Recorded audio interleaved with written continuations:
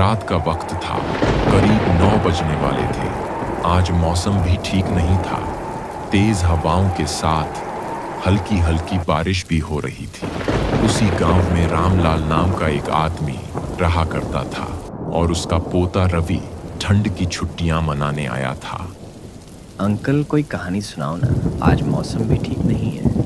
कल तुम्हारा तबीयत काफी ज्यादा खराब था ना? हाँ अंकल जी, एक डरावनी कहानी सुना दो ना।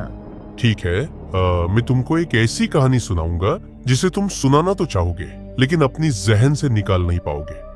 हाँ अंकल जी, कुछ ऐसी ही कहानी सुनाओ। आज से करीब 20 साल पहले की बात है, जब मैं अपनी बैलगाड़ी से सवारी ढोया करता था। एक दिन विक्रम का बेटा काफी बीमार हो जाता है। इसे डॉक्टर के पास ले जाना होगा, इसकी तबीयत बिगड़ती जा रही है। बाहर का मौसम देखो भाग्यवान, तेज हवाएं चल रही हैं और हल्की हल्की बारिश भी हो रही है। रुको तुम, मैं रामलाल के पास जाता हूँ।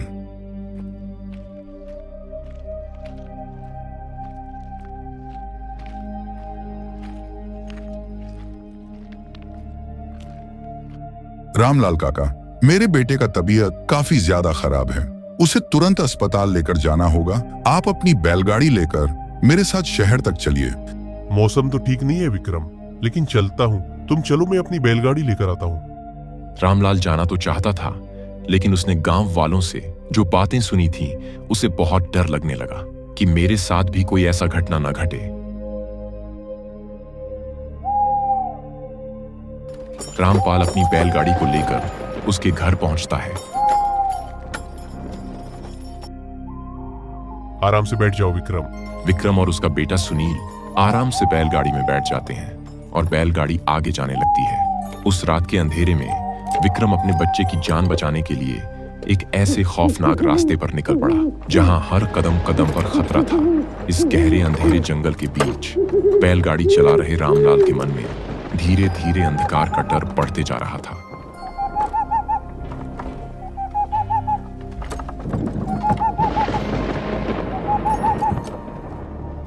रास्ते में एक बूढ़ा आदमी बैठा था। जैसे इन लोगों की बैलगाड़ी पास आती है, आगे मत जाओ, लौट जाओ, मारे जाओगे। रामलाल थोड़ा डरता है और कहता है, कैसी बहकी बहकी बातें कर रहे हो? पी रखी है क्या? इस पर वह बूढ़ा कुछ नहीं बोलता है। आगे से हट जाओ, हम लोगों को आगे जाने दो। इस बच्ची की खातिर रुक जाओ, लौट जाओ, वरना फिर पछताओगे। आगे से हट जाओ, नहीं तो बैलगाड़ी चढ़ा दूंगा। वह बूढ़ा आदमी हट जाता है। रामलाल अपनी बैलगाड़ी आगे की तरफ ले जाने लगता है। मारे जाओगे, सब के सब मारे जाओगे।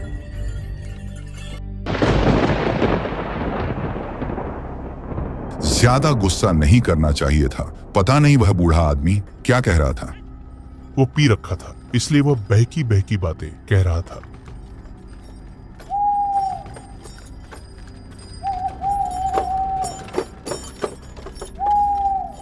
वह लोग आगे की तरफ जाते हैं। वह लोग एक कच्ची पुल पर पहुंचते हैं। रामलाल बैलगाड़ी रोकता है। क्या हुआ रामलाल जी, अपने बैलगाड़ी क्यों रोक दी? ये कच्चा पुल आ गया है, पता नहीं यह बैलगाड़ी का वजन थाम पाएगा कि नहीं। रुको विक्रम, मैं आगे तक देख लेता हूँ कि यह पुल सही है कि नहीं।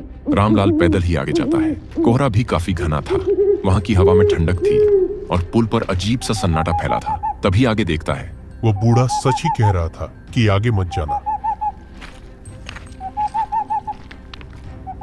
विक्रम, आगे का पुल टूट हुआ है, अब कैसे जाएंगे? अब मैं क्या बताऊं, मेरे बेटे की तबीयत काफी बिगड़ती जा रही है। किसी तरह आगे जाना ही होगा। मुझे भी नहीं पता कि अब किस रास्ते से जाए। रामलाल सोचने लगता है। तभी कहता है, हमारे पास एक तरकीब है, क्यों ना नीचे चले और पुल को देखते हुए आगे की तरफ जाएंगे और शहर की तरफ पहुंच जाएंगे। ठीक है रामलाल, जैसे आप कहें। वह दोनों अपनी बैलगाड़ी को पीछे करता है और जंगल की ओर जाने लगता है।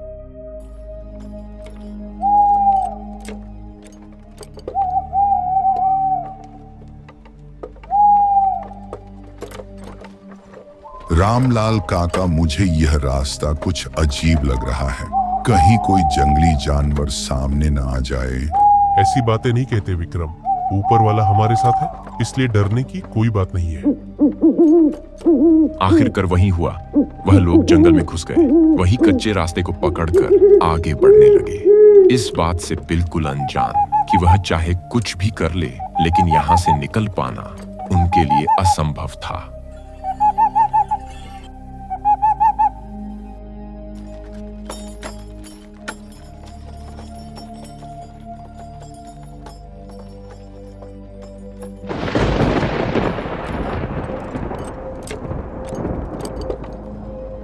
चलते चलते 30 मिनट से ज्यादा हो गया, लेकिन वह कच्चा रास्ता खत्म ही नहीं हो रहा था।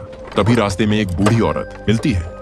ये बाबू रुको, हमरा बोझा उठवा दोगे जरा सा? ये बाबू मदद कर दो। रामपाल तो रुकना नहीं चाहता था, लेकिन फिर भी उसने बैलगाड़ी को रोक दिया। आ रहे हैं बूढ़ी माँ, रुको थोड़ा, मैं जा रहा हूँ उस बुढ़िया का बोझा उठवाने, तुम यहीं पर रहना, मैं अभी आ रहा हूँ। रामलाल उस बुढ़िया के पास जाता है। बेटा थोड़ा मदद कर दो। ठीक है, चलिए उठवा देता हूँ। वह 2 लोग कौन है? क्या बताऊं बूढ़ी माँ, वो छोटा लड़का काफी बीमार है, इसलिए हम लोग उसको शहर लेकर जा रहे हैं। चलिए आपका बोझा उठा देते हैं। अचानक से वह बूढ़ी औरत गायब हो जाती है। रामलाल यह देखकर डर जाता है और अपनी बैलगाड़ी की तरफ भागता है।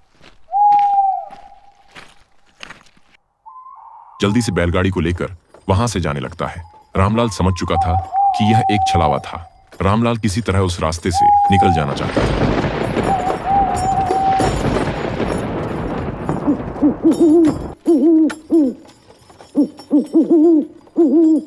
यह रास्ता तो खत्म ही नहीं हो रहा है रामलाल काका, कहीं हम लोग तो किसी छलावा में तो नहीं फंस गए।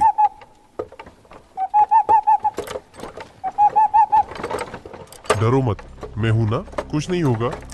चलते चलते बैल काफी थक जाते हैं।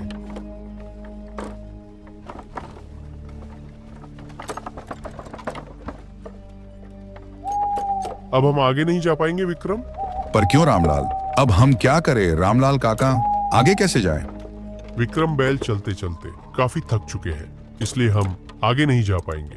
अब हमें पैदल ही आगे जाना होगा। शायद अब ज्यादा दूर शहर नहीं है, कुछ दूर चलने पर हम शहर तक पहुंच जाएंगे। इस घने जंगल में पैदल जाना काफी खतरनाक होगा। रामलाल के मन में भी डर था, लेकिन रामलाल कुछ नहीं कहता है। रामलाल जानता था कि यहाँ पर रुके रहेंगे तो हम किसी भी तरह जिंदा नहीं बच पाएंगे, इसीलिए रामलाल पैदल जाने के लिए उन सभी को मना लेता है। वह लोग बैलगाड़ी को वहीं छोड़कर आगे बढ़ जाते हैं।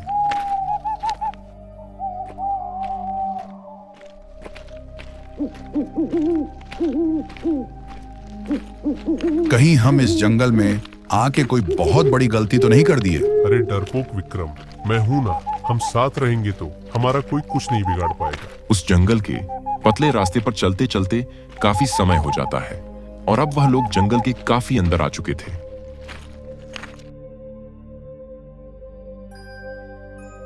रुको तुम सब, हम लोग कभी से एक ही जगह बार बार आ रहे हैं, हमें कोई दूसरा रास्ता ढूंढना होगा। पिताजी, मुझे बहुत डर लग रहा है। अब हम क्या करें रामलाल, मुझे कुछ समझ नहीं आ रहा है। पहले हम लोग थोड़ा आराम कर लेते हैं, फिर आगे का सोचते हैं। रामलाल इन लोगों को एक पेड़ के पास लेकर जाता है। तभी उसी पेड़ के पास किसी इंसान का कंकाल पड़ा था। यह सभी देखकर चौंक जाते हैं। हमें वापस चलना चाहिए। रामलाल जल्दी चलो यहाँ से। चिल्लाओ मत यार, चल रहा हूँ। पहली बार रामलाल ने कुछ अच्छा किया। वह विक्रम की बात मान लेता है और बैलगाड़ी की तरफ जाने लगते हैं, मगर इसका कोई फायदा नहीं था।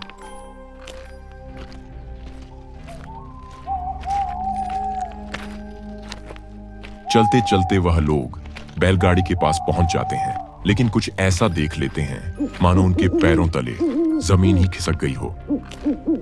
विक्रम, आखिर इन बैलों का हाल किसने किया होगा? मुझे क्या पता रामलाल, मैं तो तुम्हारे ही साथ था। कहीं कोई शैतान तो इसे नहीं खा गया। हमें यहाँ से भागना होगा, नहीं तो हम सब मारे जाएंगे। तभी इसी तरफ एक शैतान आता है। रामलाल, विक्रम और रोहित वहां से भागने लगते हैं।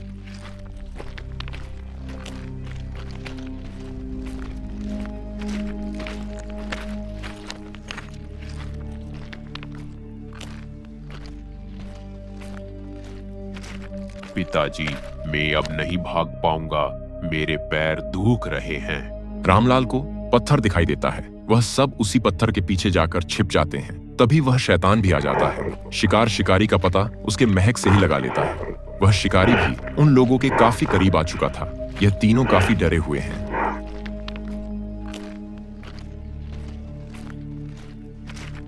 तभी वह शैतान आ जाता है और हरिदास पर हमला कर देता है। रामलाल और रोहित वहां से भागने लगते हैं।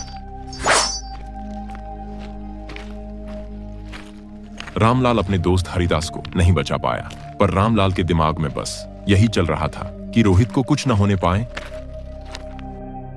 रोहित के पैर काफी थक चुका था, इसलिए वह भाग नहीं पा रहा था। रामलाल उसको एक पेड़ के पास लेकर जाता है और वह दोनों उसी पेड़ के पीछे जाकर छिप जाते हैं। मुझे बचा लो रामलाल अंकल, वह शैतान इधर ही आ रहा होगा। मैं हूँ रोहित बेटे, तुम चिंता मत करो, मैं तुम्हें बचा लूंगा, मैं तुम्हें कुछ नहीं होने दूंगा। तभी उन लोगों को उसी शैतान की आवाज सुनाई देती है। अब शैतान इधर ही आ रहा था। तभी वही बुढ़िया आती है। रामलाल को थोड़ा डर लगता है। तभी बुढ़िया उससे कुछ कहती है। रामलाल, हमें यहाँ से निकलना होगा। अगर हम लोग नदी के उसे पर पहुँच जाएंगे तो यह शैतान हम लोगों का कुछ नहीं कर पाएगा। इसीलिए तुम उस शैतान का ध्यान भटकाओगे और मैं रोहित को लेकर ब्रिज के उस पर चली जाऊंगी और तुम भी मौका देखकर हम लोगों के पीछे पीछे चले आना। ठीक है, तुम इसको लेकर जाओ, मैं उस शैतान का रास्ता भटकता हूँ। वह बुढ़िया रोहित को लेकर जाने लगती है, लेकिन रामलाल को यह नहीं पता था कि वह बुढ़िया नहीं बल्कि एक छलावा है। रामलाल को किसी के पैरों की आहट सुनाई देती है। रामलाल लकड़ी का एक टुकड़ा लेकर दूसरी दिशा में फेंकता है। उस टहनी की आवाज सुनकर वह शैतान उसी दिशा में चला जाता है। शैतान के आने से पहले हमें ब्रिज के उस पार जाना होगा। रामलाल उसी दिशा में जाने लगता है जिस दिशा में वह बूढ़ी औरत गई थी। तभी उसको रोहित के चिल्लाने की आवाज सुनाई देती है। रामलाल डरकर उसी आवाज की तरफ जाता है।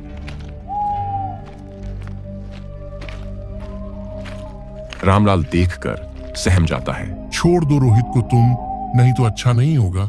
बुढ़िया कुछ नहीं बोलती है और अपना हाथ उसकी ओर करती है, जैसे कोई दिव्य शक्ति उसके गर्दन को पकड़कर उठा दिया हो। रामलाल की आवाज नहीं निकल पा रही था। तभी वही बूढ़ा आदमी आ जाता है जो इन लोगों को शुरू में माना किया था।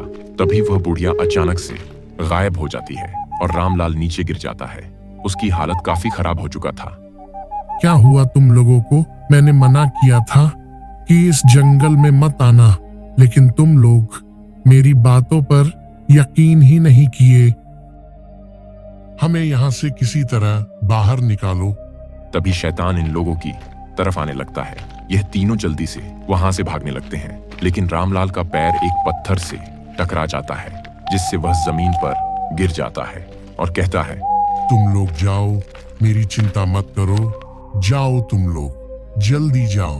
तुम भी मेरे साथ चलो रामलाल अंकल। वह बूढ़ा आदमी रोहित को पकड़कर अपने साथ लेकर जाता है और वह शैतान रामलाल को मार देता है। ये दोनों नदी के इस पर आ जाते हैं, जिससे वह शैतान इन लोगों के पास नहीं आ पाता है। रोहित की जान तो बच जाती है, लेकिन उसका पिता नहीं बच पाता है। रोहित को वही बूढ़ा आदमी उसको उसके घर तक पहुंचता है।